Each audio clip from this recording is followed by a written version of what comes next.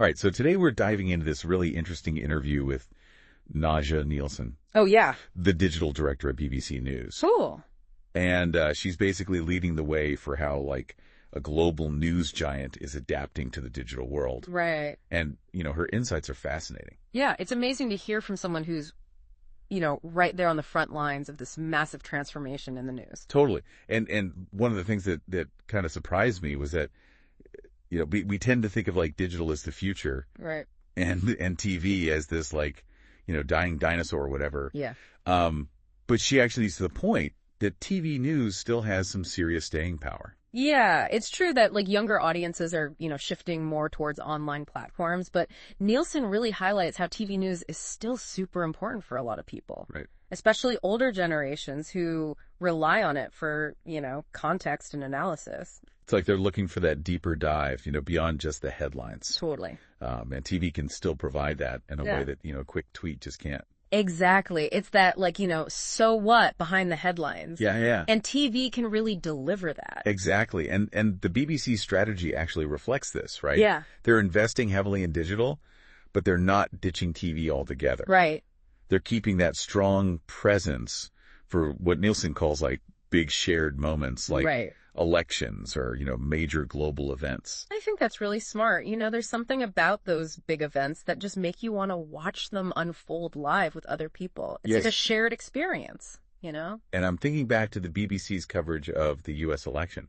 Oh, yeah. Remember that amazing live page they had? Oh, yeah, absolutely. That was a great example of blending, different platforms they integrated, like the live TV coverage with digital reporting and analysis, all in one place. It's like the lines are blurring between what we even consider TV and digital. Exactly. And speaking of blurring lines, Nielsen makes this really interesting comparison between what broadcasters are going through now and what newspapers went through with the rise of the internet. Right, like 20 years ago or something. Yeah, exactly. Like back when newspapers were trying to figure out this whole online thing. So is she saying that broadcasters could be making the same mistakes? Well, not necessarily mistakes, but she thinks that broadcasters can learn a lot from both the successes and the failures of newspapers. So, The key takeaway is don't cling to the past. right. Embrace the future. Got it. And she mentions a few examples of newspapers that have done this well. Okay. El Pay, the New York Times, the Financial Times. Yeah. Okay, those make sense. But here's where it gets really interesting. Okay. Nielsen actually doesn't like the term digital first. I've always found that term a little, limiting. Yeah, Like, shouldn't it be about the story, not just the platform? that's exactly her point. Okay. She believes that it's not about prioritizing one platform over another. It's about understanding what your audience needs and then using data and innovation to meet those needs regardless of the platform. So it's about being, like, flexible, Yeah. adaptable, and constantly evolving. Totally. It's not about digital first. It's about having a digital mindset Right. that kind of permeates everything you do.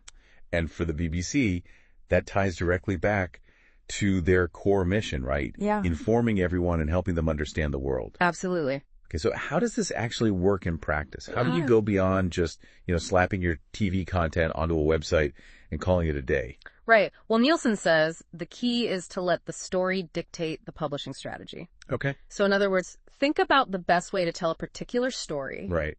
and then use all the tools you have to reach the widest possible audience. So it's not a one-size-fits-all approach. Right. Exactly. You might use a totally different approach for, like, a breaking news story Yeah. versus, say, a long-form investigative piece. Totally. And she gives some great examples, like think about Steven Rosenberg's coverage of Vladimir Putin. It wasn't just a TV segment. Right. It was content for podcasts, digital articles, you name it. Wow. And then there's the El Fade investigation, which was designed as a multi-platform production from the very beginning. So it really is about using every platform at your disposal to tell the most compelling story possible. Exactly. But that must require a ton of coordination. Oh, absolutely. Nielsen stresses that modern journalism is a team sport. Right. It's not just about the reporters out in the field. It's about the editors, the video producers, the data analysts, the product specialists. Yeah.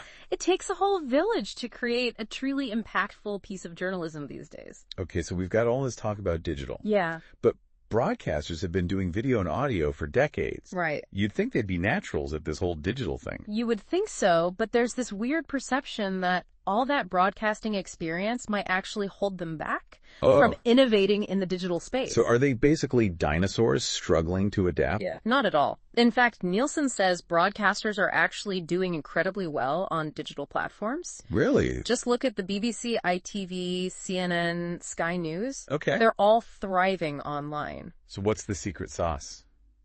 What are they doing right? Well, Nielsen attributes their success to their deep experience in video editing on the ground, reporting live coverage, and interviewing. Yeah. These are skills they've honed over decades, and they translate really well to the digital world. It's like they've already got the storytelling chops. Exactly. Now it's just about adapting them to new platforms. Right. But she did say that broadcasters have been slower to innovate in some areas. Yeah, that's true. And that's where she points to people creating content on platforms like YouTube and TikTok. Okay. They're really pushing the boundaries of what's possible with video and audio storytelling, and broadcasters can definitely learn from their fresh perspective and willingness to experiment. That makes sense. Yeah. Those creators are often working on their own or in small teams. So they can be super agile and experimental in a way that a large organization might struggle with. Yeah, they have this incredible ability to tap into what audiences are actually looking for. Yeah. And they aren't afraid to try new things. And it makes you wonder how broadcasters can balance that agility with, their legacy systems and all those layers of bureaucracy. Yeah, it's a tough challenge, but one they've got to figure out, especially when it comes to reaching those younger audiences. Right. And that brings us to another interesting point that Nielsen made. Okay. There's this misconception that young people just don't care about the news anymore. Yeah, I've heard that too, but honestly, it never made sense to me. Like, young people are plugged in, they know what's going on in the world. Exactly. And Nielsen's seen it firsthand. She said the BBC actually sees huge numbers of young people coming to their platforms Really? for live coverage and analysis of major events. So wow. Like, think about the conflict in the Middle East, the U.S. election, even those summer riots in the U.K. Yeah. Young people are hungry for information and analysis just like everyone else. So it's not that they don't care, it's just how they consume news that's different, right? Exactly. They're digital natives. They've grown up with information coming at them from every direction. Right. So they're way more selective about what they choose to engage with. Okay. They're not going to sit through a traditional evening news broadcast. Yeah. They want news that's on demand, visually driven, easily digestible. So how's the BBC adapting to that? Are they just like repurposing their TV content for a younger audience? It's a lot more than that. Nielsen says they're actually experimenting with different video formats. Oh, cool. Specifically designed for younger audiences on those streaming platforms. Oh, interesting. It's about meeting them where they are and speaking their language. So it's not just putting the same old content on a new platform. It's about completely rethinking how you tell stories. Exactly. It's about recognizing that different audiences have different needs and preferences. Right. And being willing to experiment and try new things. It's all about evolution. Yeah, there's no magic formula. It's about constantly evolving. That's so interesting. It sounds like the BBC is taking a really holistic approach to this whole digital transformation thing. Yeah. It's not just about shifting content online. It's about changing their whole mindset and the way they operate. Yeah, that's a great observation. Nielsen really stressed that. Okay. Being audience-centric, data-driven, constantly innovating. And it's about finding that balance, right? Like, they have to stay true to their public service mission of reaching everyone, Right. while also staying relevant in this crazy media landscape that's constantly changing. It's a tough balancing act, but I think they're doing a pretty good job. Yeah. And Nielsen's insights offer a valuable roadmap for other news organizations trying to navigate this new world. I think that's a key takeaway for our listeners, too. Totally. It's not just about the BBC.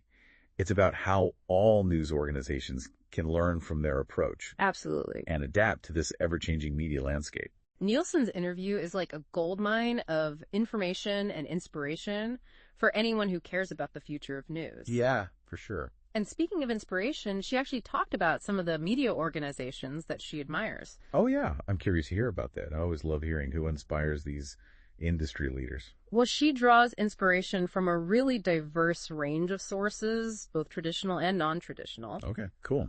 She mentioned admiring the New York Times and the Financial Times for their successful subscription models Yeah. and their focus on really serving their readers. Which makes total sense given that the BBC is all about public service and providing value to everyone. Exactly. Their missions align really well. Yeah.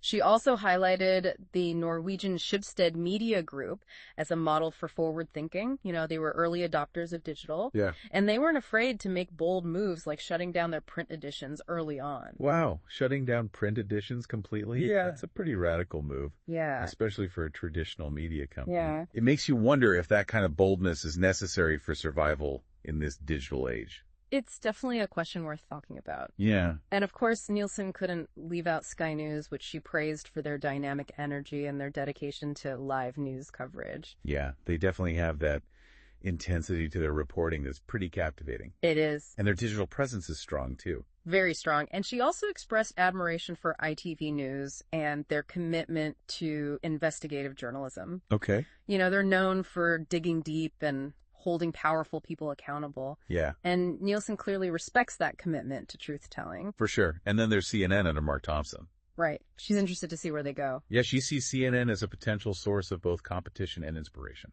I thought that was really interesting. Yeah, it is. It's like she recognizes that healthy competition can actually push everyone to be better. Exactly. It's not about tearing each other down. It's about raising the bar for the entire industry. So it sounds like she's drawing inspiration from a wide range of news organizations, Yes. each with their own strengths and approaches. And it's not just Western media either. She mentioned being inspired by the vibrant startup scene in India. Wow. And the work that El Pais has done expanding into Latin America. It's like she's looking at the global picture of news Yeah. and drawing insights from all over the world. Absolutely. She's not limiting herself to any one region or perspective. It's a truly global approach. That global perspective is so important, especially in today's interconnected world. Yeah, for sure. And speaking of global perspectives, one thing that really stuck with me was Nielsen's admiration for Scandinavian news organizations Oh, yeah. and their podcast strategies. Yeah. They're really ahead of the curve when it comes to podcasts. It seems like what does she think is the key to their success? Well, she believes there's a lot to be learned from their approach, particularly their focus on sharp editing and compelling storytelling. That makes sense. Makes sense. You know, in a world with so much content out there, you really need to be able to grab people's attention. Exactly. You need to respect your audience's time. Yeah. And deliver a high-quality product that's both informative and engaging. And that's something that Scandinavian news organizations seem to have mastered. They really have. And this actually leads us to one of the most important points Nielsen made in her interview. Okay. The need for collaboration in the news industry. Collaborate. And that's interesting. Traditionally, the news has been all about competition, right? Right. Like who gets the scoop first, who has the bigger audience. Yeah. But Nielsen says that this competitive mindset is actually holding the industry back. Okay. I'm intrigued. So what's her reasoning behind that?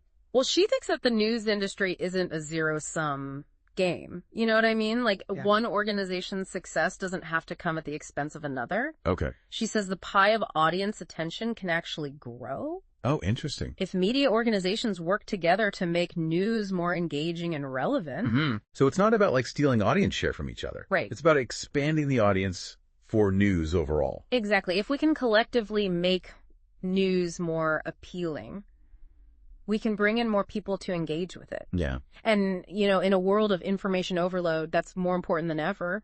That's a really powerful idea. It's like shifting from a mindset of scarcity Right. to a mindset of abundance. Totally. Instead of fighting over scraps, we can all work together to, create a feast. I love that analogy. Yeah. That's a great way to put it. It really gets to the heart of what Nielsen is talking about. Yeah. It's recognizing that we're all in this together. Right. And by working together, we can create a more informed and engaged public.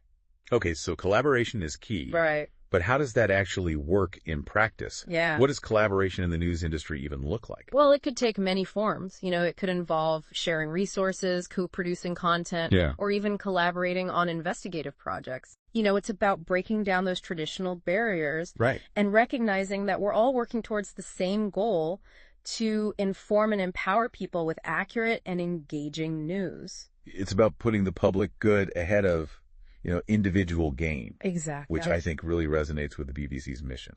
Yeah, definitely. It's something that more news organizations should be thinking about. I agree. It's a powerful idea. Yeah. I hope it catches on. Me too. One thing that really stood out to me was Nielsen's emphasis on learning from unexpected sources. Oh, yeah, like how broadcasters can learn from YouTubers and TikTokers. Yeah, exactly. I was skeptical at first, but she makes a really good point. She does.